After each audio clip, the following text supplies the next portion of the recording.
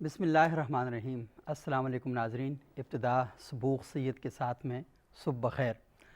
ناظرین، ہم بات کرتے ہیں کہ ہمارے گھر، اکثر اوقات یہ بات کی جاتی ہے کہ وہاں پر آج کل اختلافات بہت زیادہ ہو گئے ہیں، ذہنی انتشار بہت زیادہ ہے، میاں بیوی کے درمیان جب بھی کوئی معاملات ہوتے ہیں تو اپنی اپنی جگہ دونوں ایک کشتی کے موڈ میں ہوتے ہیں، اور ایسی فضا گھر کے اندر پیدا ہو جاتی ہے کہ گھر بجائے سکون کا ایک مرکز ہو، انتشار کا ایک مرکز بن جاتا ہے، اور جن گھروں میں بچے ہیں وہ پھر اس گھر کی فضا سے بہت زیادہ ذہنی طور پر ایک ایسے کیفیت میں چلے جاتے ہیں کہ ان کی تعلیم، ان کی تربیت اور پورے گھر کا جو ماحول ہے وہ متاثر ہو جاتا ہے۔ ربیع الاول کا مبارک مہینہ ہے، اس مبارک مہینے کے ساتھ ہماری بڑی نسبتیں اور قسمتیں جڑی ہوئی ہیں۔ ہم اس مہینے کا بھرپور طریقے سے استقبال کرتے ہیں، اپنے گھروں پہ چراغاں کرتے ہیں، صدقہ خیرات کرتے ہیں اور محافل کا اہتمام کرتے ہیں۔ یہ ساری چیزیں تو ہم کر رہے ہوتے ہیں، لیکن جو ابتدا ہے ہمارے معاشرے کی وہ ہمارا گھر ہے۔ ہمارے گھر کے اندر کیا ماحول ہے، ہمارے گھر کے اندر کیا معاملات ہیں، اور اللہ کے رسول صلی اللہ علیہ وآلہ وسلم جن کی پیدائش کا ہم جشن منا رہے ہیں، وہ اس باب میں ہماری کیا رہنمائی کرتے ہیں۔ ان کا اپنا گھر کیسا تھا، بیویوں کے ساتھ ان کے معاملات کیسے تھے، بیٹیوں کے ساتھ ان کا سلوک کیسا تھا، اپنے جو داماد تھے ان کے ساتھ وہ کس طریقے سے رہتے تھے، ان کے جو سسر تھے ان کے ساتھ ان کے کیسے معاملات تھے، اور پوری جو خانگی زندگی ہے وہ کن بنیادوں پر کھڑی ہوئی تھی۔ وہاں پر کیا ہنسی مذاق ہوتا تھا، یہ نہیں ہوتا تھا، وہاں پر اگر اختلافات ہوتے تھے تو ان کو کیسے ڈسکس کیا جاتا تھا۔ رسول اللہ صلی اللہ علیہ وسلم کی زندگی قرآن حکیم ہمیں بتاتا ہے کہ ایک بہترین نمونہ ہے۔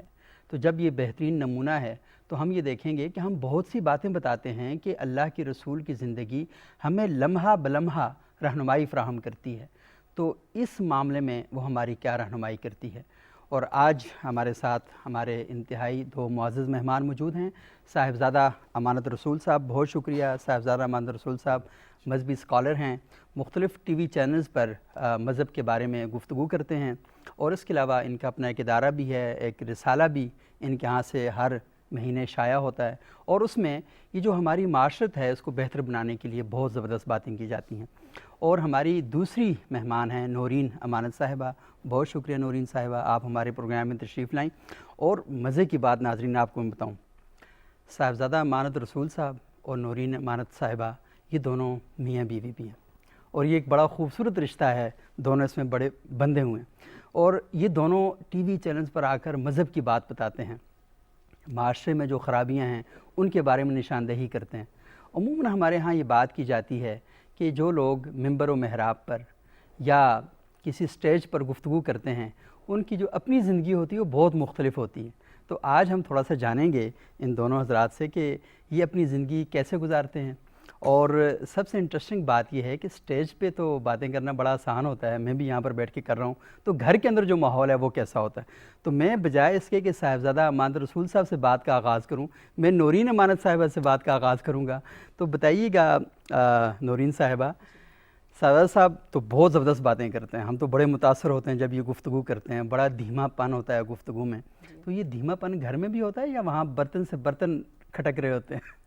نہیں، سب سے پہلے بہت بہت شکریہ آپ لوگوں کا، آپ لوگوں نے مدعو کیا اس پروگرام میں۔ کافی عرصے بعد پی ٹی وی پہ میں آئی ہوں، بہت سال پہلے میں خود بھی امانت رسول صاحب کے ساتھ میں نے پی ٹی وی پہ کافی پروگرامز کی میزبانی بھی کی۔ ماشاءاللہ، اب انشاءاللہ آپ آتی رہیں گی۔ چلیں جو اللہ کو منظور، انشاءاللہ۔ صحیح۔ تو جو بات آپ نے کہی ہے امانت صاحب کے مزاج کے حوالے سے، تو الحمدللہ میں نے انہیں ان کے قول و فعل میں تضاد نہیں پایا، الحمدللہ۔ یہ میں بہت بڑی گواہی ہوتی ہے گھر سے۔ جی جی بالکل گواہی ہے، اور بلکہ میں نے ان سے شادی کے رشتے میں منسلک ہونے کے بعد بے حد چیزیں ان سے سیکھی ہیں، اور ان بہت سی غلطیوں کی تصحیح ہوئی ہے، اور مزاج میں نے انہیں نہایت بردبار پایا ہے۔ ایسا نہیں ہے ایک انسان کو غصہ نہیں کبھی آتا، یہ غیر فطری بات ہے، غصہ بھی آتا ہے، غصہ آتا ہے، غصہ آتا ہے، لیکن اس غصے کو اپنے ایک لمٹ کے اندر رکھنا، وہ میں نے ان کو دیکھا ہے ہمیشہ۔ کیسے کرتے ہیں غصہ؟ غصہ کسی بات پہ غصہ کبھی آپ نے برداشت کیا ہو؟ ہاں جی، ایک سب سے بڑی بات ہے کہ وقت کی پابندی اگر ان کو نظر نہ آئے. یعنی ہمیشہ ان کا یہ ہوتا ہے کہ جس جگہ کمٹمنٹ کی ہے اس کمٹمنٹ کو پورا کرنا چاہیے. صحیح, یہ تو اخلاقی مسئلہ ہے, اگر یہ نہیں ہوگا تو غصہ تو ہاں جی اس بات پہ ہوتا ہے. تو باقی یہ ہے کہ اگر جیسے گھر میں بچوں کے ساتھ بولنے چالنے میں, ان کو ڈانٹ ڈپٹ کرنے میں بھی ہمیشہ انہوں نے میری اصلاح کی ہے کہ الفاظ کا چناؤ اچھا ہونا چاہیے, کہ ایسے الفاظ نہیں استعمال ہونے چاہیے جو بہت زیادہ ہارش ہوں, بہت زیادہ تکلیف دینے والے ہوں. اور میں نے نہ صرف انہیں اپنے ساتھ بلکہ ان کے بہن بھائیوں کے ساتھ جو ان کا طور طریقہ ہے, جہاں ضرورت پڑی ہے کسی کو مدد کی, تعاون کی, ہر حوالے سے, جذباتی حوالے سے, اخلاقی حوالے سے یا مالی حوالے سے, جتنی ان کی وسعت ہوتی ہے یہ میں نے ان کو ہمیشہ آگے ہی پایا ہے الحمدللہ. بہت خوبصورت. یہ دیکھیں صاحب میں سمجھ رہا تھا کہ شاید کچھ شکایات آئیں گی تو ہم صحافیوں کا تو کام ہوتا ہے نا تھوڑا سا ماحول بنے, لیکن نورین صاحبہ نے ہمیں موقع نہیں دیا. اچھا سعادت صاحب یہ بتائیے گا کہ بنیاد کیا ہے اللہ کے رسول صلی اللہ علیہ وآلہ وسلم کی جو تعلیمات ہیں اور جو سیرت ہے وہ ہمیں کیا بنیادیں فراہم کرتی ہے کہ ہم گھر کو خوبصورت اور ایک پاکیزہ ماحول کے سانچے میں بدل دیں؟ دیکھیے عام فہم انداز میں اگر میں بات کہوں, ایک تو یہ ہے کہ میں آپ کے سامنے لٹریچر رکھوں اسلامی, قرآن کے حوالے دوں, حدیث کے حوالے دوں, تو تھوڑا سا جس طرح ماشاءاللہ پروگرام لے کے چل رہے ہیں تو اس میں ذرا پریکٹیکیلٹی کو بالکل زیادہ ڈسکس ہم کریں. دیکھیں سمپل سادہ بات ہے کہ جو رسول اللہ صلی اللہ علیہ وسلم کی سیرت سے ہمیں ملتی ہے وہ یہ ہے کہ وہ باہر کے مسائل اور مشکلات کا اثر لے کر گھر میں نہیں آتے تھے. واہ, یہ بہت مرکزی نقطہ ہے کہ باہر کے جو معاملات ہیں ان کا اثر لے کر گھر میں نہیں. یعنی ایسا نہیں تھا کہ رسول اللہ صلی اللہ علیہ وسلم گھر تشریف لاتے تو غصے میں ہوتے, جی چونکہ باہر ایسا ہوا تو گھر آ کر بچوں کے ساتھ یا ازواج مطہرات کے ساتھ یا دیگر خاندان کے افراد کے ساتھ آپ کا رویہ مختلف ہوتا ہے. ایسا نہیں ہے جیسے ہوتا ہے نا جی, گھر میں والد صاحب آئے تو والدہ کہتی ہے بچوں کو بھئی چپ ہو جاؤ آج موڈ ٹھیک نظر نہیں آ رہا, تو ایسا معاملہ نہیں ہوتا تھا. یعنی یہ ایک بڑی بنیادی بات ہے جو ہمیں سیکھنی چاہیے آپ صلی اللہ علیہ وسلم کی سیرت سے. یعنی آپ اندازہ کیجئے نا کہ کتنی تکالیف تھی مکہ کی زندگی میں, پھر مدینہ میں. خاص طور پر ہم قرآن مجید کا مطالعہ کرتے ہیں, ہم آیات کا پس منظر دیکھتے ہیں, شان نزول دیکھتے ہیں, سیرت کا مطالعہ کرتے ہیں, آپ علیہ الصلوۃ والسلام کی زندگی کے صبح و شام ہم دیکھتے ہیں مدینہ میں, مدینہ سے باہر. آپ دیکھیے کہ ایک لمحہ بھی کفار و مشرکین نے سکون سے رہنے نہیں دیا. بے شک. اچھا میں یہ بات اکثر طور پر کہتا ہوں کہ اللہ تعالیٰ نے جب یہ کہا نا کہ مومنین کے لیے اسوہ حسنہ اور اخلاق عظیمہ آپ کی زندگی کو, کردار اور کریکٹر کو کہا, اس کی ایک بنیادی وجہ سمجھ آتی ہے. وہ یہ ہے کہ آپ پر جتنی بھی تکالیف کے پہاڑ ڈھائے گئے, جتنی بھی آپ کو اذیتیں دی گئی, لیکن رب سے آپ کا تعلق کبھی کمزور نہ ہوا. میں کہتا ہوں یہ ہے اصل اسوہ حسنہ. اگر ہم میں اس میں سبق ہے تو وہ یہی ہے. وہ جو آپ پوزیٹیوٹی کی بات کرتے ہیں, بڑی تکالیف مصائب آ گئے زندگی میں, مشکلات آ گئی, لیکن پوزیٹیوٹی آپ اس کو کہہ لیجیے یا قرآن کی زبان میں ہم اس کو احسان کہہ لیتے ہیں. کہ اللہ سبحانہ وتعالیٰ نے سورۃ یوسف میں رسول اللہ صلی اللہ اپنا حضرت یوسف علیہ السلام کا ذکر کیا. آپ دیکھیے کہ وہاں پر اللہ تعالیٰ نے بار بار محسنین کا لفظ استعمال کیا. تو محسنین کا مطلب یہی ہوتا ہے کہ بندہ زندگی اس طرح گزارتا ہے کہ اس کی ہر معاملے میں نظر اپنے رب پر ہوتی ہے. وہ یہ کہتا ہے کہ بھئی میں کسی کا بھلا کر رہا ہوں, دشمن ہے, دوست ہے, مجھے تکالیف بھائیوں نے پہنچائیں, مجھے رشتہ داروں نے دی, مجھے فلاں نے دی, کوئی بات نہیں ہے, معاف کر دو. لا تثریب علیکم اليوم کی بات ہے جیسے رسول اللہ نے بھی فرمایا. تو میں کہتا ہوں یہ ہے اصل میں اسوہ حسنہ. ایک چھوٹی سی بات جو آپ کے سامنے میں نے رکھ دی خاندانی زندگی کے حوالے سے, وہ یہ ہے کہ جو باہر کے جھگڑے ہیں نا, وہ مردوں کو چاہیے کہ وہ باہر ہی رکھیں, گھر میں نہ اس کو لائیں. کیونکہ گھر میں بچوں کا قصور تو کوئی نہیں ہے نا, نہ بیگم کا قصور ہے. وہ تو پتہ بھی نہیں ہے کہ آپ کس وجہ سے کن حالات سے چڑچڑے ہو کر آ گئے ہیں گھر میں. تو یہ رسول اللہ صلی اللہ علیہ وسلم کی زندگی سے ہمیں ملتا ہے. بلکہ اس کا اگر رویہ ایسا ہو نا کہ ہم باہر کے مسائل باہر رکھ کر آئیں, لیکن گھر میں اگر ہم مشورتاً بات بیگم سے کرتے ہیں, بچوں سے کرتے ہیں, بتاتے ہیں کہ بھئی یہ ایک مشکل ہے, مسئلہ ہے, آپ بتائیں کہ اس کا حل کیا ہے. یہ اگلا سٹیپ ہو جاتا ہے. رسول اللہ صلی اللہ علیہ وسلم کی زندگی میں یہ بات بھی ہمیں نظر آتی ہے کہ آپ پریشان ہو کر گھر میں آئے, حضرت خدیجہ نے پوچھا یا رسول اللہ کیا مسئلہ ہے, کیا پریشانی ہے, جیسے احادیث میں بھی آتا ہے. یا پھر یہ ہے کہ رسول اللہ صلی اللہ علیہ وسلم کا یہ ارشاد دیکھیے کہ آپ فرماتے ہیں کہ کوئی ایسا زخم تکلیف نہ ہوتی تھی کہ جو مجھے کفار سے ملے اور میں گھر آؤں تو خدیجہ کے الفاظ سے وہ میرے زخم منتمل نہ ہو جائیں. تو یہ دوسری ایک بات ہمارے سامنے آ جاتی ہے. ایک تو یہ کہ باہر کے جھگڑے باہر رکھو، لیکن گھر میں آؤ تو بیوی بچوں کو ایک بڑا بنا کر، اپنا رازدار بنا کر، اپنا امین بنا کر اور اپنا ایک پارٹنر سمجھ کر ان کے سامنے ایک مسئلہ رکھو، ان سے ڈسکس کرو، ان سے مشورہ لو. تو یہ رسول اللہ صلی اللہ علیہ وسلم کی سوری آپ کی بات کاٹ رہا ہوں، کیونکہ میرے ذہن کے اندر وہ جو اللہ کے رسول جب آئے واپس تو بی بی ختیجہ کے پاس بیٹھے اور وہ جسم پہ جو کپ کپی تھی، انہوں نے کہا مجھے کمبل اڑا دو، زملونی زمبلونی مجھے کمبل اڑا دو. اور آپ نے اس وقت جو الفاظ، مطلب تاریخ میں اتنا خوبصورت اور اتنا بہترین دلاسا کسی کو میرا خیال ہے کہ نہیں، ہم کوئی پڑھا نہیں ہے کبھی، کیا پتہ ہو، لیکن ہم نے پڑھا نہیں ہے کہ آپ تو لوگوں کے ساتھ اخلاق سے بات کرتے ہیں.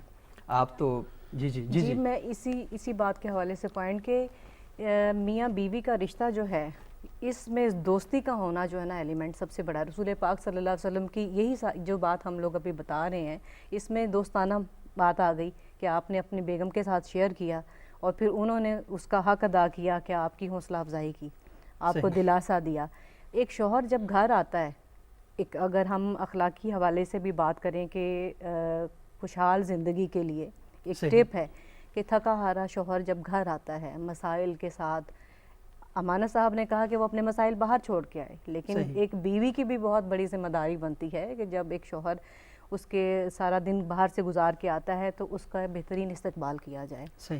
گھر میں عورت کو بھی بڑے مسائل ہوتے ہیں، ایسا نہیں ہے کہ کیونکہ وہ بچوں کی دیکھ بھال کر رہی ہوتی ہے اور بعد کا تو اس کے کچھ صحت کے بھی مسائل ہو سکتے ہیں، لیکن ایک نفسیاتی ٹپ ہے یہ جو دینا چاہوں گی کہ جتنے بھی مسائل ہوں، ایسا نہیں ہے کہ وہ کس سے ڈسکس کرے گی، اپنے شوہر کے ساتھ، لیکن اسے تھوڑا سا تحمل، اور وہ کس سے ڈسکس کرے؟ ہاں جی، وہ اسے بھی تحمل سے کام لینا چاہیے، تھوڑا صبر پیشنس اختیار کرے اور ان کو پانی پلائے، کھانا دیں، ان سے تھوڑی سی خوش گپیاں کریں، اس کے بعد پھر بیٹھ کے فرصت کے لمحات میں اپنے مسائل کو ڈسکس کریں.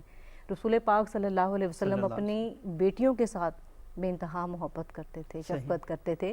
آپ یہ دیکھیے کہ جب حضرت ختیجہ کا انتقال ہوا تو اس کے بعد کافی ایک اور بزرگ صحابیاں تھیں، انہوں نے کہا کہ بھی میں دیکھ رہی ہوں کہ آپ کے اوپر جو اللہ پاک نے اس مذہب کے حوالے سے جتنی بڑی ذمہ داری ڈالی ہے وہ بھی آپ کے کندھوں پر ہے اور بچیوں کا ساتھ بھی ہے، تو آپ کافی اس میں مشکلات کا سامنا ہے آپ کو، تو آپ کیوں نہیں نکاح کر لیتے ہیں، دوسرا نکاح. صحیح.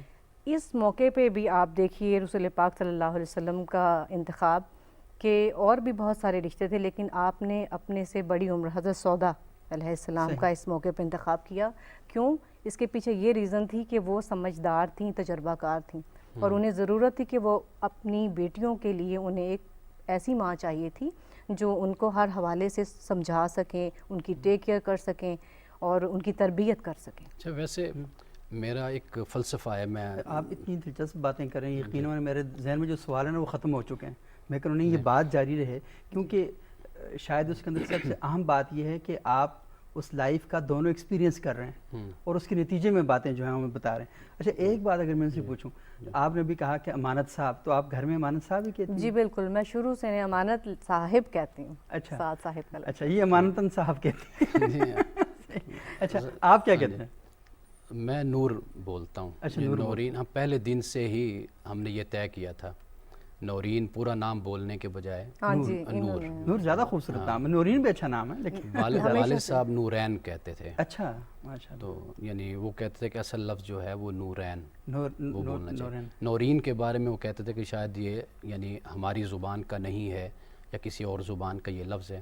تو چونکہ وہ عالم دین تھے تو وہ زیادہ ایپسٹیمولوجی جس کو نورین لفظ پر وہ زیادہ فوکس کرتے تھے. وہ کہتے ہیں کہ نورین کا مطلب کوئی نہیں سمجھ آتا. اچھا، مطلب آپ کوئی بھی نام محبت سے اپنے خامند کا، اپنی بیوی کا پیار سے پکارنے کے لیے رکھ سکتے ہیں. سیدہ عائشہ کے بارے میں ہے نا کہ حمیرہ کا بعد حدیث میں غالباً عائش یا عیش بھی آتا ہے. اچھا، کہ رسول اللہ صلی اللہ علیہ وسلم نے یہ بھی نام بولا. صحیح. تو حمیرہ تو بہت ہی خوبصورت نام، چونکہ حضرت عائشہ صدیقہ رضی اللہ تعالیٰ عنہ رنگت میں صاف تھیں. صحیح. یعنی حمیرہ حمرا، حمر جو ہم لفظ جی بولتے ہاں. ہیں یعنی سرخ رنگت والی، صحیح. تو گوری رنگت والی. بلکہ صحیح. سید سلیمان ندوی نے غالباً کسی جگہ یہ لکھا ہے کہ گوری لڑکی یا گوری رنگت والی، ایسے کر کے سیرت عائشہ صدیقہ میں سید سلیمان ندوی نے اس پر روشنی ڈالی اس لفظ پر. میں یہ عرض کر رہا تھا کہ میں سمجھتا ہوں، میرا فلسفہ یہ ہے کہ میں کہتا ہوں کہ بیوی سے بڑھ کر آپ کو اچھا دوست اور اچھا مشورہ دینے والا کوئی نہیں ہے مل سکتا. اس کی وجہ یہ ہوتی ہے کہ دونوں میاں بیوی ایک ہی کشتی کے سوار ہوتے ہیں.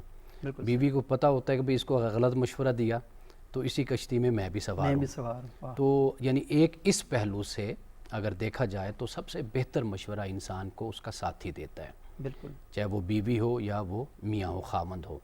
تو ہم اگر اپنے گھر میں ہی اعتماد کو پیدا کریں نا، تو یہ چیز میں نے پہلے دن سے ہی، یعنی اس پر چونکہ میں گھر میں سب سے چھوٹا ہوں اور میں نے اپنے 5 بھائیوں کی بھی ازدواجی زندگی دیکھی. صحیح. اور رشتہ داروں کی، اور کچھ مشاہدے کی قوت بھی زیادہ ہے کہ چیزوں کو گہرائی کے ساتھ دیکھنا، ان کے نتائج پہ غور کرنا. جیسے حکیم لقمان، یا لقمان حکیم کہنا چاہیے، حکیم لقمان نہیں کہنا چاہیے، اس لیے کہ ان کی کوئی حکمت کی دکان تو نہیں تھی نا. تو وہ لقمان حکیم ہے، یعنی ایسا لقمان جو حکمت والا ہے، دانائی والا ہے. تو ایک صاحب نے حکیم لقمان کہا تو میں نے کہا ان کا کوئی مطب نہیں تھا، کوئی دواخانہ نہیں تھا ان کا. تو لقمان حکیم جو تھے وہ کہتے ہیں میں نے عقل مندی بیوقوفوں سے سیکھی ہے. تو بیوقوف کا لفظ نکال دیں، لیکن یہ کہ ہم اپنے بڑوں کے تجربے سے سیکھتے ہیں. بالکل. تو میں گھر میں چھوٹا ہوں تو لہٰذا میں نے اپنے بڑوں کی ایک ازدواجی زندگی کو دیکھا. تو میں نے دیکھا کہ کہاں ہم مار کہاں کھاتے ہیں، ہماری ازدواجی زندگی اپسیٹ کہاں پر ہوتی ہے، ہمارے مسائل کہاں پیدا ہوتے ہیں. تو میں نے یہ کوشش کی کہ وہ چیزیں میں اپنی زندگی میں پیدا نہ کروں. ہر شخص کا اپنا مقام ہوتا ہے، یہ بات یاد رکھنے والی ہے. وہ آپ کی ماں ہے، وہ والد ہیں، وہ آپ کے بھائی ہیں، آپ کی بہنیں ہیں، آپ کی بھابیاں ہیں، سب اپنی اپنی جگہ پر ایک مرتبہ اور سب کو برابر کی عزت احترام جو ہے جو ان کا بنتا ہے یہ نہیں ہونا چاہیے کہ میں اس الزام کو دھونے کے لیے کہ جی میں زن مرید نہیں ہوں تو میں لوگوں کے سامنے اپنی بیوی کی بے عزتی کرنا شروع کر دوں گا تاکہ میں دکھاؤں دیکھیں میرا گھر میں روب ہے. بعض کا اس طرح بھی ہوتا ہے نا کہ دوست کہتے ہیں یار تو اس طرح دا کر رہے ہیں، مطلب اس طرح کی باتیں کر رہے ہوتے ہیں، اور بندہ خام خواہ جوش کے اظہار میں آ کر اس طرح کی احمقانہ حرکتیں کر جاتا ہے کہ نتیجے کے طور پر پوری لائف جو ہے وہ ڈسٹرکشن کی طرف چلی جاتی ہے.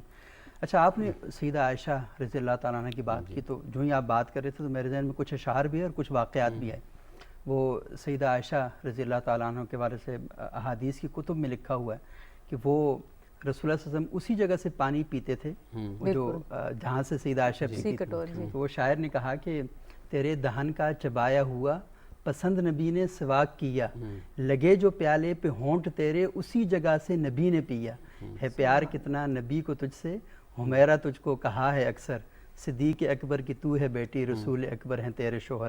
تو پورا یعنی ایک ایسا مزاج کہ آپس میں پیار محبت کا اظہار. اچھا صاحب، عجیب سی ایک اور بات میں دیکھ رہا ہوں ہماری سوسائٹی کے اندر کہ یہ جو میاں بیوی کے درمیان محبت کا پیار کا اظہار ہے، یا سوسائٹی میں ہم کبھی نفرت کی آوازیں تو بہت بلند ہوتی ہیں، ان کو بڑی کوریج ملتی ہے، بڑی سپیس ملتی ہے.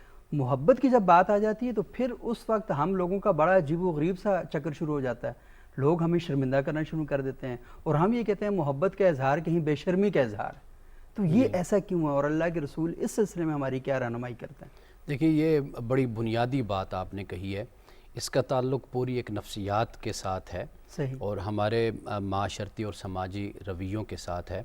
اور میں تو وہ کہتا ہوں کہ ہمارا جو سوشل فیبرک ہے وہ بالکل تباہ ہو گیا، یعنی اب الٹ کام ہو گیا. یعنی بدتمیزی کرنے میں تو ہمیں کوئی ہیزیٹیشن نہیں ہوتی، بالکل. محبت کے اظہار میں ہمیں ہیزیٹیشن ہوتی ہے. صحیح. اچھا، پھر یہ ہے کہ جو بات فحاشی میں آتی ہے اس کو فحاشی نہیں سمجھا جاتا، اور جو فحاشی میں نہیں ہے اس پر شرم کی جاتی ہے. بالکل. یہ اب رسول اللہ صلی اللہ علیہ وسلم کی زندگی کھلی کتاب ہے ہمارے سامنے. یعنی یہ کائنات کی ابتدا سے لے کر انتہا تک واحد شخصیت ہے کہ جس کا گھر بھی ہمارے سامنے ہے، سبحان اللہ، جس کی پرائیویٹ اور ذاتی زندگی بھی. ورنہ بڑے بڑے لیڈرز رہنما اپنی پرائیویٹ زندگی کو چھپانے کی کوشش کرتے ہیں، وہی کہتے ہیں ہماری پسند ہی نہیں کرتے. وہ کہتے ہیں ہماری اپنی پرائیویسی ہے ہماری، کیوں ہم اس کو اوپن کریں.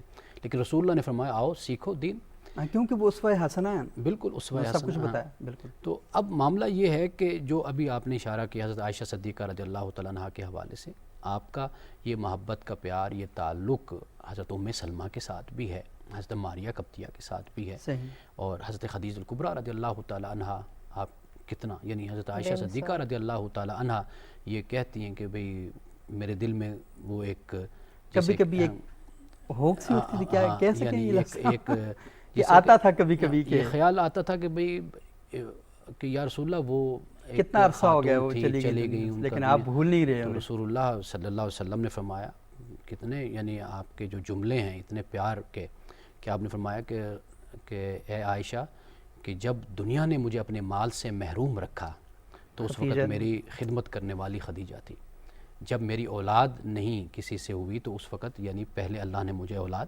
حضرت خدیجہ سے دی. بلکہ یہاں تک کتابوں میں آتا ہے کہ حضرت خدیجہ کی بہن غالباً ام حالہ ان کا نام آتا ہے، وہ تشریف لائی تو ان کی آواز حضرت خدیجہ سے ملتی تھی، اور وصال ہوئے، انتقال ہوئے حضرت خدیجہ کا بڑے سال بیت چکے تھے، اور رسول اللہ کی زندگی کے آخری یہ سالوں کی میں بات بتا رہا ہوں. تو حضرت ام حالہ آئیں تو جیسے وہ بولیں دروازے پر آ کر تو رسول اللہ کو یکدم ایسے محسوس ہو کہ جیسے خدیجہ آ گئی. تشریف لائیں. ہاں، تو پھر ایسے اٹھے بے چینی سے کہ خدیجہ آ گئی. تو پھر تھوڑا سا ایسے خیال آیا کہ نہیں وہ تو دنیا سے چلی گئی. تو پھر کہنے لگا ہائے اچھا یہ تو ام حالہ ہے. یعنی یہ محبت جن سے محبت وہ دماغ سے کہاں نکلتا ہے. بالکل. اچھا وہ محبت کی وجہ بھی تو خدمت ہے نا، حضرت خدیجہ کی محبت، خدمت، ان پر اتنا اعتماد، دونوں کا باہمی اعتماد ہی تو تھا کہ سارا سامان جو رسول پاک صلی اللہ علیہ وسلم کو انہوں نے اپنی ساری جائیداد دین کی تبلیغ کے لیے دے دی، سب کچھ دے دیا. سب سے بڑی سپورٹ تھی وہ سیدہ خدیجہ سے، اتنا ٹرسٹ تھا انہیں. اور حضرت خدیجہ کی بات ہوئی تو حضرت عائشہ کی عمر کے حساب سے دیکھیے کہ وہ ان کے ساتھ دوڑ لگاتے تھے آپ صلی اللہ علیہ وسلم. اچھا یہ نورین صاحب بڑی امپورٹنٹ بات آپ کر رہی ہیں، اور میں چاہوں گا کہ اس میں تھوڑا سا ہم تفصیلی گفتگو کریں، لیکن آپ دونوں حضرات اگر مجھے اجازت دیں تو ہم تھوڑی سی ایک بریک لے لیتے ہیں، اور ناظرین بریک کے بعد دوبارہ آپ کی خدمت میں حاضر ہوتے ہیں. تو بڑی اہم ڈسکشن ہے وہ آپ کے ساتھ کریں گے.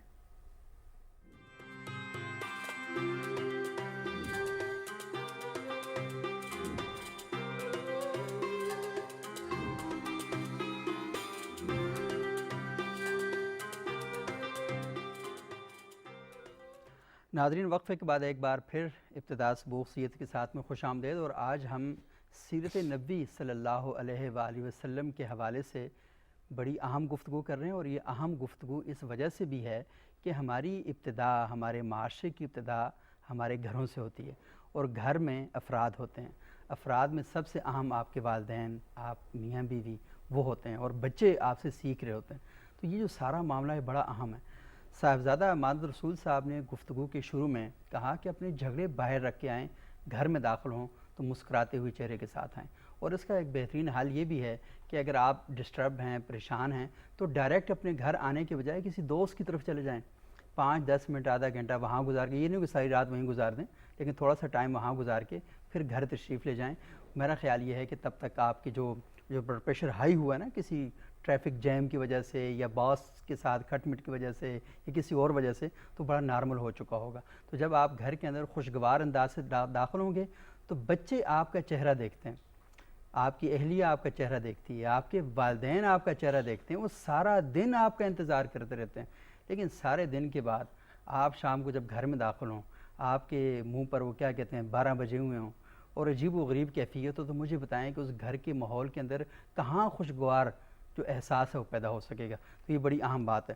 اور دوسری بات نورین صاحبہ نے کی، وہ انہوں نے کہا کہ آپ کے جو اپنے جو ایشوز ہیں، وہ مجھے آپ کی بات ہی بھول گئی ہے، لیکن جو ایشوز ہیں آپ کے، وہ آپ اگر گھر کے اندر رہتے ہوئے اپنے خامد کے جو ایشوز ہیں ان کو ڈسکس کرتے ہیں اور ان کو تسلی دیتے ہیں، ان کو اچھا مشورہ دیتے ہیں، تو نتیجے کے طور پر کیا ہوتا ہے کہ وہ جو فرینڈ شپ ہے جو عموماً آج کل ہمارے گھروں میں نہیں ہے، خامد اپنی دوستی کے لیے اس کو باہر جانا پڑتا ہے، اور بیوی کو اپنی باتیں کرنے کے لیے پھر اپنے والدین کو یا ادھر ادھر فون کرنے پڑتے ہیں. میں اسی بات پہ توجہ دلوانا چاہوں گی اپنی تمام بہنوں کو کہ یہ میرا ذاتی تجربہ ہے جو میرے اتنے سال کا ہے. میں یہ چاہوں گی کہ اگر اس میں سے مجھے فائدہ ہوا ہے اور میری اس بات سے کوئی مستفید ہو جائے تو یہ بھی ایک صدقہ جاریہ ہے. صحیح. خواتین کو یہ چاہیے اپنے گھر کے جو ایشوز ہیں وہ کسی सेकंड थर्ड पार्टी के साथ डिस्कस मत करें,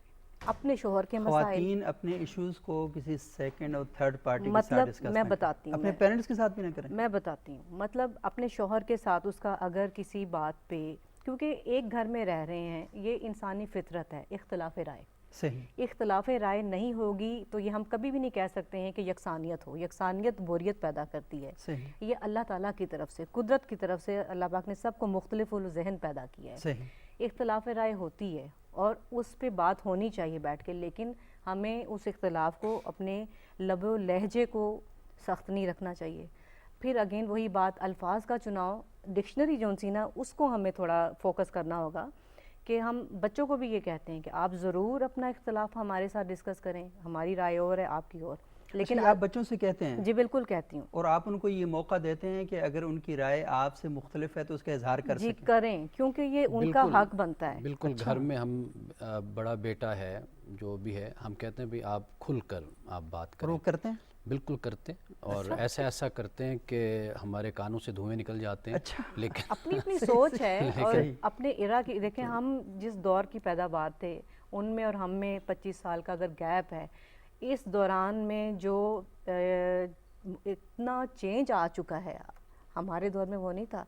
आज हम उन्हें ये, लेकिन इसके बावजूद हमारे दौर में तो ना सवाल करें आगे से घर वालों से, तो ये पहले जहन बनता था यहाँ लगेगी यहाँ लगेगी। ये बात कहती हूँ मैं कि हम अपने, हमारे अब्बू जब आते थे, उनका बहुत अरसा 20 साल दुबई में गुजरा जब हम बचपन में छोटे थे। अच्छा। लेकिन जब वो साल बाद आते थे तो हम इतना डरते थे, हम अपनी दादी अम्मा से कहते थे कि आप अपने बेटे से कह के वो चले जाए क्योंकि उनका मिजाज थोड़ा गर्म था।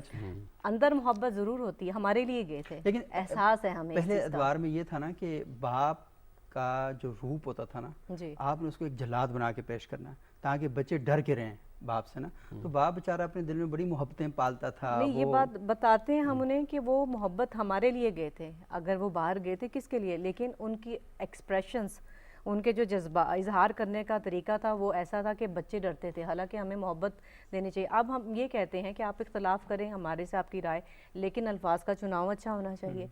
अब जो बात मैं करी थी उसी पे आऊँगी, ख़वातीन की, कि अपने घर की बात, ये बहुत बड़ी बात है। आपका खाविंद के साथ किसी चीज़ पे इख्तलाफ है, आपको नहीं चाहिए कि आप अपनी वालिदा, अपनी बहनों या अपनी सहेलियों के साथ डिस्कस करें।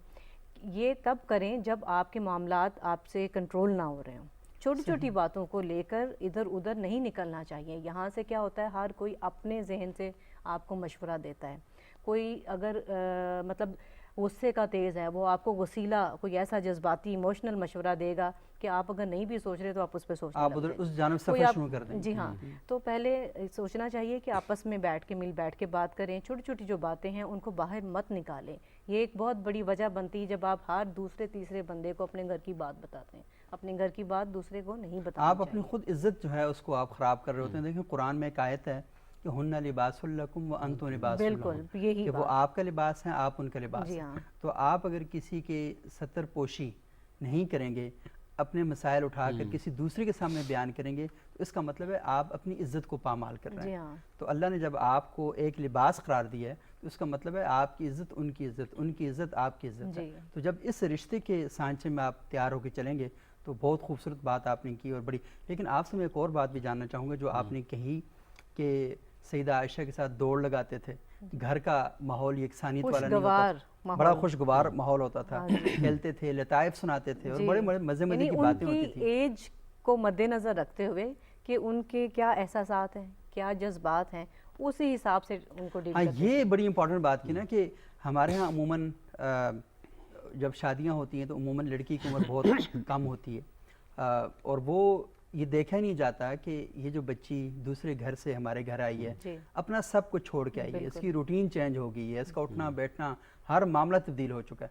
और हम पहले दिन से ना ये चाहते हैं कि नहीं, इसको वो नहीं गुरबा कुश्तन रोज़ अव्वल, हमने आज ही इसको सेट करके रखना है, इसको बताना है कि हम किस तबीयत और किस मिजाज के लोग हैं। तो ये सब ये जो चक्कर होता है अमूमन हमारे दोस्त अहबाब भी और वालिदैन भी और करीबी जो रिश्तेदारों कहते हैं पहले दिन कंट्रोल करके रखना है, वरना ये जो है ना ये काम खराब कर देंगे। तो ये क्या कहेंगे कि अल्लाह के रसूल सल्लल्लाहु अलैहि वसल्लम ने क्या बताया कि इस तरह कोई खातून सब कुछ छोड़ के हमारे घर आ जाती और हम उसके जज्बात एहसासात का ख्याल तक नहीं रखते। देखिए پہلی بات تو یہ ہے کہ جو ہمارے مقابل ہے، جو بھی ہمارا ساتھی ہے، کوئی شخص ہے، یعنی آپ گھریلو زندگی دیکھ لیں، دفتر کی زندگی دیکھ لیں، کہیں پر بھی آپ ہیں، تو میرا خیال ہے کہ دوسرا بھی اپنی ایک پوری شخصیت رکھتا ہے، اس کی سوچ، اس کی فکر، اس کی عادات، اس کے رویے، وہ سب کچھ ہوتے ہیں۔ ہمارے ہاں ہوتا یہ ہے کہ جو آنے والا ہے نا، یہ ایک تو ایکسپیکٹیشن کا معاملہ بہت زیادہ ہمارے ہاں ہے، توقعات بہت زیادہ ہوتی ہیں۔ یہ جو ایک ہماری نفسیات اور سوچ ہے نا کہ بس ایسے یکدم سارا کام ہو جائے، صحیح، تو آنے والا جو شخص ایک آیا ہے، واضح بات ہے کہ وہ اپنی ایک سوچ فکر کے ساتھ ایک خاص تہذیب یا کلچر یا ایک تربیت وہ پورا لے ایک پس منظر ہے لے جس کے کر ساتھ پورا وہ آیا۔ زندگی گزار تو کے واضح بات ہے کہ اس کے ایڈجسٹمنٹ میں، اس کے ٹائم گزارنے میں کچھ وقت تو سپیس تو اس کو دینی چاہیے نا۔ صحیح، اب رسول اللہ صلی اللہ علیہ وسلم کی حیات مبارکہ سے جو ہمیں معلوم ہوتا ہے کہ یہ بات تو کبھی ہوئی نہیں نا، صحیح، کہ دوسرے پر شکوہ، دوسرے پر اعتراض، دوسرے پر آبجیکشن، دوسرے پر کوئی سوال، یہ کبھی نہیں۔ صحیح، رسول اللہ کا جو طریقہ ہے نا، آپ کی جو سیرت ہے، وہ ہے دوسرے کو ساتھ لے کر چلو اور اس کی تربیت وقت کے ساتھ ساتھ کرتے رہو۔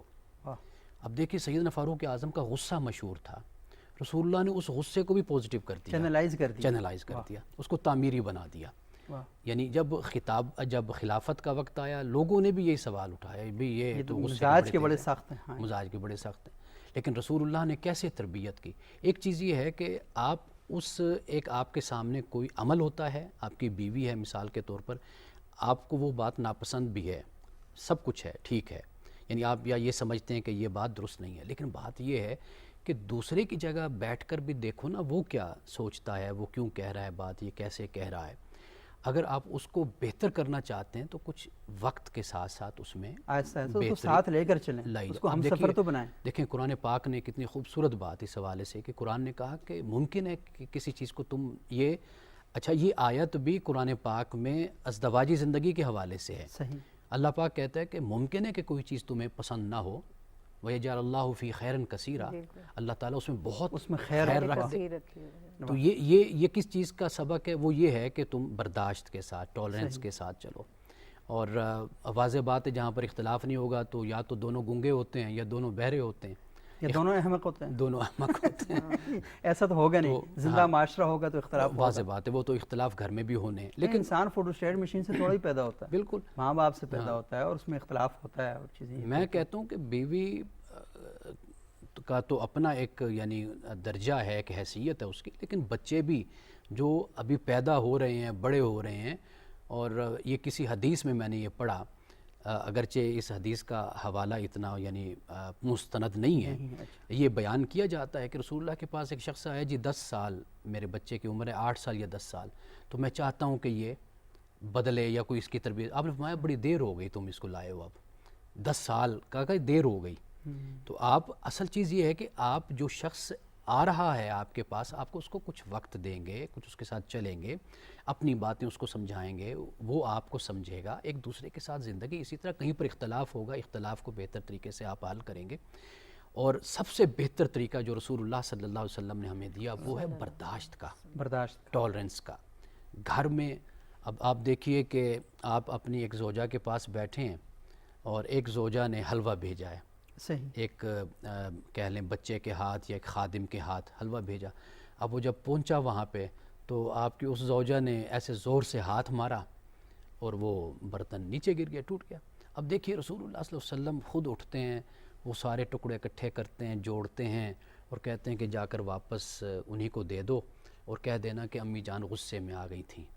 بس یہ الفاظ حدیث میں یہ ملتے ہیں کیا بات آپ نے بتا دی، یہ دوبارہ سنائیں کہ یہ کیا ہوا؟ ایک زوجہ یعنی غالباً حضرت عائشہ صدیقہ پاس بیٹھی تھیں یا کسی اور زوجہ نے کوئی چیز بنا کر رسول اللہ کے لیے بھیجی۔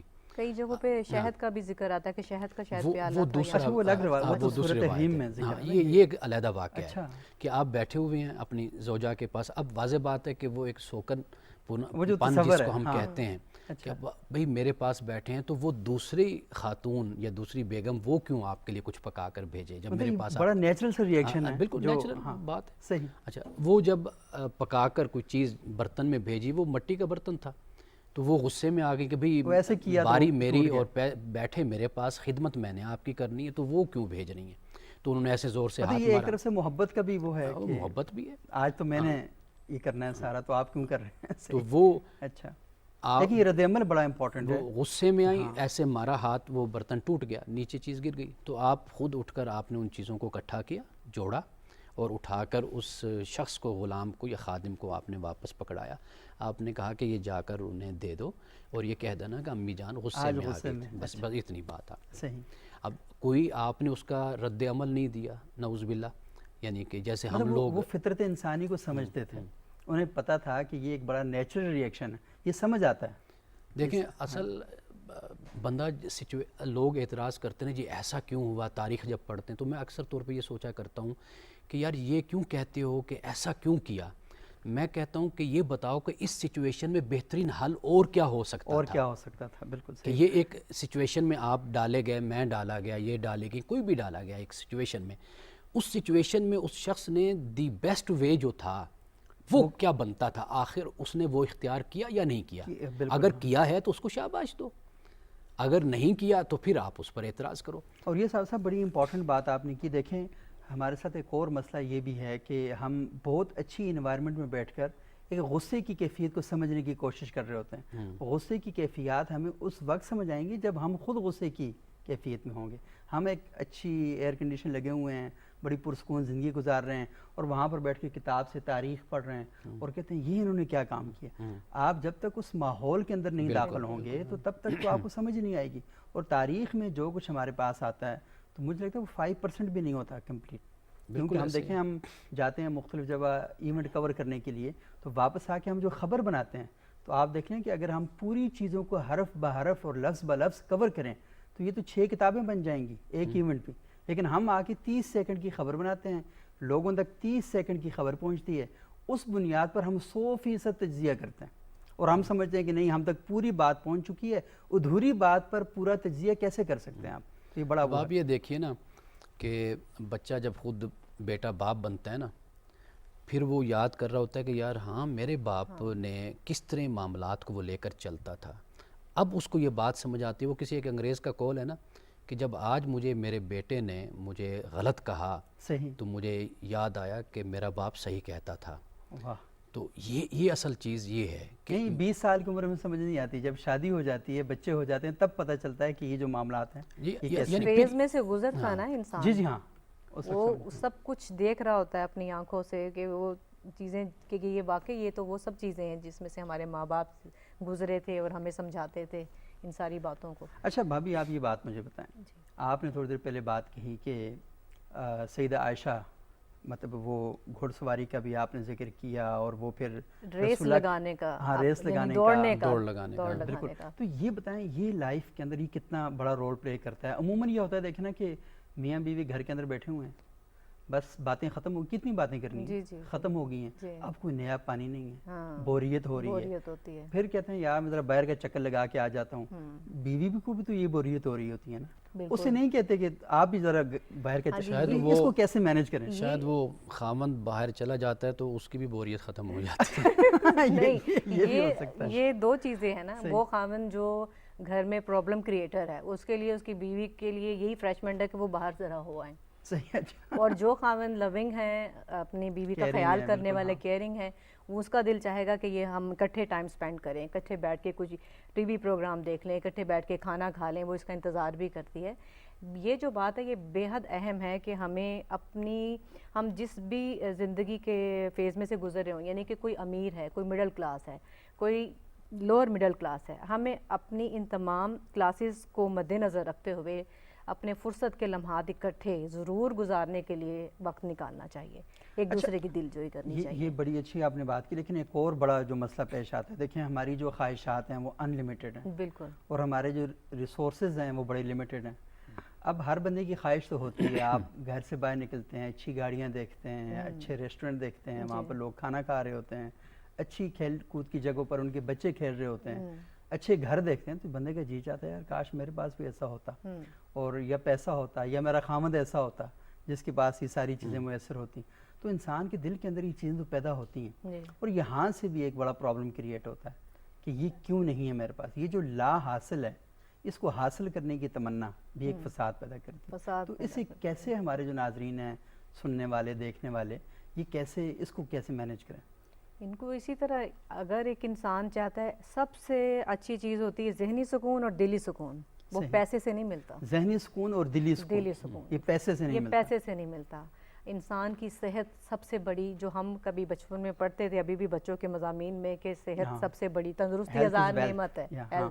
اگر آپ ہیلدی نہیں ہیں اور آپ پریشان ہیں، آپ کی جتنی بھی بینک بیلنس ہو، جائیداد ہو، گاڑیاں ہو، نوکر ہو، آپ کیسے انجوائے کر سکتے ہیں لائف کو؟ لائف کو انجوائے کرنا ہے نا، وہ میں نے ڈیپ آبزرو کیا ہے کہ اپنے سے، جیسے فرض کریں ہم کسی سے کپڑے میں اسٹچ کرواتی ہوں، جیسے میں آپ کو پریکٹیکل بات بتا رہی ہوں. صحیح.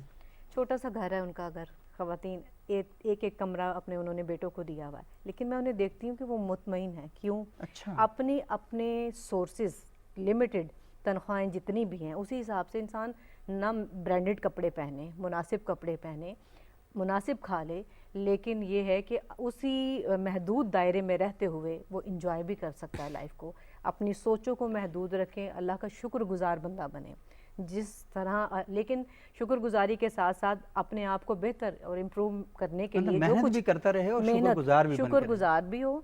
شکر گزاری اگر نہیں ہوگی نا، یہ ایک ایسا کھیل ہے پیسے کا کہ وہ اور سے اور اس کی کبھی بھی خواہش اینڈ ختم نہیں ہوگی. ویسے وہ ختم ہو جائے گا، وہ خواہش ختم نہیں خواہش ہوگی. کبھی ختم نہیں ہوگی. تو قرآن میں ایک آیت بھی ہے نا جی، لَإِن شَكَرْتُمْ لَأَزِيدَنَّكُمْ. وَلَئِن كَفَرْتُمْ. ہاں، اور شکر ادا کرو، ہاں جی، ہم تمہیں زیادہ دیں اپنے گے. وسائل، اپنے وسائل کو مد نظر رکھتے ہوئے اس میں سے بجٹ ضرور بنانا چاہیے. بجٹ بنائیں کہ بھی ہمیں کچھ پیسے انٹرٹینمنٹ کے لیے رکھنے ہیں. اگر کسی کو کہتا ہے ہم کیسے جائیں، کہاں کھائیں، اسی حساب سے سب کچھ مینیج ہو سکتا ہے. صحیح. دیکھیے، بنیادی بات میں سمجھتا ہوں کہ میاں بیوی اگر ایک دوسرے کو سمجھتے ہیں نا بہتر طریقے سے، یہ سب سے بڑی نعمت اور سب سے بڑی دولت ہے. بیوی اگر اپنے خامند کے وسائل کو، ذرائع کو خیال کرتی ہے اور یہ سمجھتی ہے کہ اس کا اخلاق، اس کا کردار، اس کا رویہ، یہ بہت اچھا انسان ہے، اور خامند یہ سمجھتا ہے کہ یہ بہت اچھی خاتون ہے، تو میرا خیال ہے کہ دنیا میں سب سے بڑی نعمت یہ ہے. رسول اللہ صلی اللہ علیہ وسلم نے سب سے بڑی نعمت اچھی بیوی کو قرار دیا. حدیث پاک میں یہی آتا ہے کہ اس دنیا کی سب سے بڑی نعمت یہی ہے کہ انسان کو اچھی بیوی ملے. تو میرا خیال ہے کہ ہم جن چیزوں میں خوشیاں تلاش کرتے ہیں نا، وہ چیزیں جن کے پاس ہیں ذرا ان سے بھی پوچھ لیں کہ وہ خوشیاں کہاں تلاش کرتے ہیں. کیا وہ بھی خوش ہیں ہی نہیں؟ یا وہ کہاں خوشیاں تلاش کرتے ہیں. ہم دوسرے کے بارے میں آج خود ہی طے کر رہے ہوتے ہیں، ہائے یہ کیسی زندگی گزار رہا ہے، ہائے کتنا زیادہ خوش بڑی ہے. آئیڈیل لائف ہے جی ان کی، سب کچھ ہے ان کے لیکن جب پاس. ان سے جا کر پوچھیں تو وہ کسی اور ہی اذیت کے شکار ہوتے ہیں. جی. بہت شکریہ بھابھی آپ کا، نورین امانت صاحبہ، صاحبزادہ امانت رسول صاحب. اور اتنے مزے کی باتیں ہو رہی ہیں، اور یقین مانے اتنی لرننگ ہے ان باتوں میں کہ ہم اپنے گھروں کے اندر، کیونکہ آپ نے بڑے پریکٹیکل پوائنٹ بتائے ہیں، تو جب یہ پریکٹیکلٹی ہماری لائف کے اندر آ جائے، ہمارے گھروں کے اندر آ جائے، تو ہم یہ سمجھ سکتے ہیں کہ ہم کتنا خوبصورت ایک معاشرے کی بنیاد ہم رکھ رہے ہیں. کیونکہ یہ موضوع ایسا ہے کہ یہاں تک تو محدود نہیں ہے، اس میں بہت سی چیزیں ایسی ہیں کہ ہمیں مزید ان پر ڈسکشن کرنے کی ضرورت ہے. تو انشاءاللہ ہم آپ کو دوبارہ بھی کبھی زحمت دیں گے، آپ آئیں اور ہمارے جو ناظرین ہیں ان کے ساتھ جو لائف ٹپس ہیں ان کو شیئر کریں. ناظرین بہت شکریہ آپ دونوں حضرات کا. اور ناظرین، بڑی اہم ایشو پر ہم نے گفتگو کی، اور مجھے ایک حدیث ذہن میں آ رہی ہے. رسول اللہ صلی اللہ علیہ وآلہ وسلم کا ارشاد مبارک ہے کہ خیرکم لأہلی وأنا خیر لأہلی. تم میں سے بہترین انسان وہ ہے جو اپنے گھر والوں کے ساتھ بہتر ہے. آپ باہر دوستوں کے ساتھ بہت اچھے ہیں، باس کے سامنے بہت اچھے ہیں، پوری دنیا کے سامنے آپ اپنی مارکیٹنگ کروا رہے ہیں کہ آپ جیسا خوبصورت انسان کوئی نہیں ہے، آپ جیسا بہترین انسان کوئی نہیں ہے، سب جگہ اچھے ہیں. لیکن آپ کے گھر والے اگر آپ سے خوش نہیں ہیں، وہ مطمئن نہیں ہیں، تو آپ سے بدتر آدمی کوئی نہیں ہے. آپ کو اپنے دوستوں کے ساتھ بھی بہت اچھا رہنا چاہیے، آپ کو اپنے محلے والوں کے ساتھ بھی بہت اچھا رہنا چاہیے، آپ کو سر تاپا خیر کا مرکز ہونا چاہیے. لیکن سب سے زیادہ ضرورت اس کی ہے کہ یہ خیر کی کرنیں، یہ خیر کی شعائیں آپ کے گھر سے پھوٹنی چاہیے اور وہاں سے ہونا چاہیے. بہت شکریہ. اگلے پروگرام تک کے لیے اجازت دیجیے گا. اللہ حافظ.